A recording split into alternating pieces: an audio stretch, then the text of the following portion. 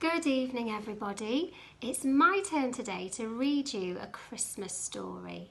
So if you are all sitting comfortably, then I will begin. I've chosen one of my very favourite characters and their Christmas story, and this is Winnie and Wilbur meet Santa. Let's see what happens to them.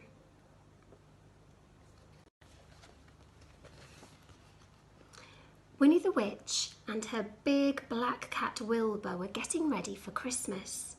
They loved Christmas. There was a lot to do. Christmas cakes and biscuits to make, Christmas cards to write, Christmas lights to string up, and an enormous Christmas tree to decorate. Luckily, Winnie had her special Christmas spell. She waved her magic wand, shouted, "Abracadabra!" That tree is enormous, isn't it? And everything was ready. Then Winnie and Wilbur wrote their letters to Santa. Wilbur wanted lots of things: a wind-up mouse, tins of sardines, a cuddly blanket, "Don't be greedy, Wilbur," Winnie said. All she wanted was a lovely surprise. She didn't mind what it was, as long as it was a lovely surprise. They posted their letters to the North Pole. On Christmas Eve, Winnie and Wilbur felt very excited. It was hard to get to sleep. They were listening for reindeer on the roof, but at last their eyes shut and they were asleep. Crash! Bang! Help! Help! Winnie and Wilbur woke up. What was all that noise? They ran down the stairs, and there in the fireplace was a big pair of black boots and 2 red legs. "Help me! I'm stuck!" shouted a voice from the chimney. "It must be Santa," said Winnie. She grabbed her magic wand, waved it and shouted, "Abracadabra!" There was a loud pop, and Santa came out of the chimney. Santa was very pleased to see Winnie and Wilbur. "I thought you'd never wake up," he said. "I've been stuck in that chimney for such a long time, but there are still lots and lots of presents to deliver. Will you help me?" "Of course we will," said Winnie. "Come on, Wilbur." They rushed upstairs to get ready, and Santa popped their presents into the fireplace. Then they climbed into Santa's sleigh, and the reindeer flew high into the sky. It was warm and snug in the sleigh, and the world beneath them looked so beautiful. They flew over mountains and deserts, rivers and icebergs, and everywhere there were sleeping children dreaming of their presents. Santa was very good at delivering presents, but Winnie and Wilbur had problems.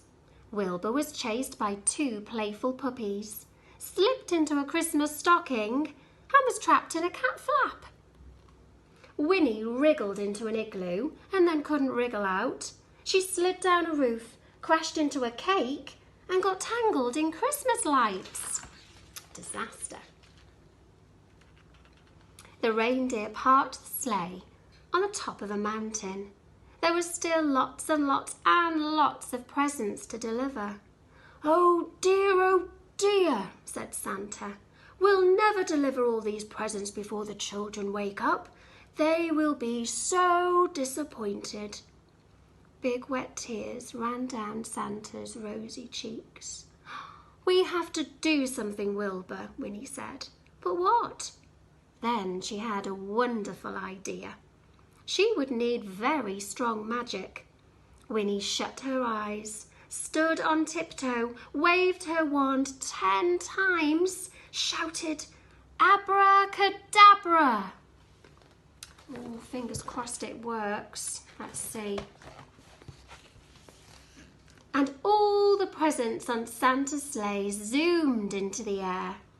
They flew like arrows around the world, and all of the children had their presents. Phew.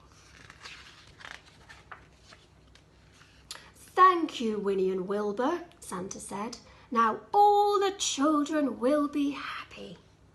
And he flew them home to open their presents.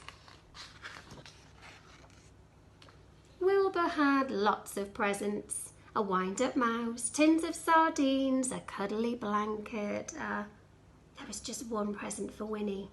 An enormous present. What could it be?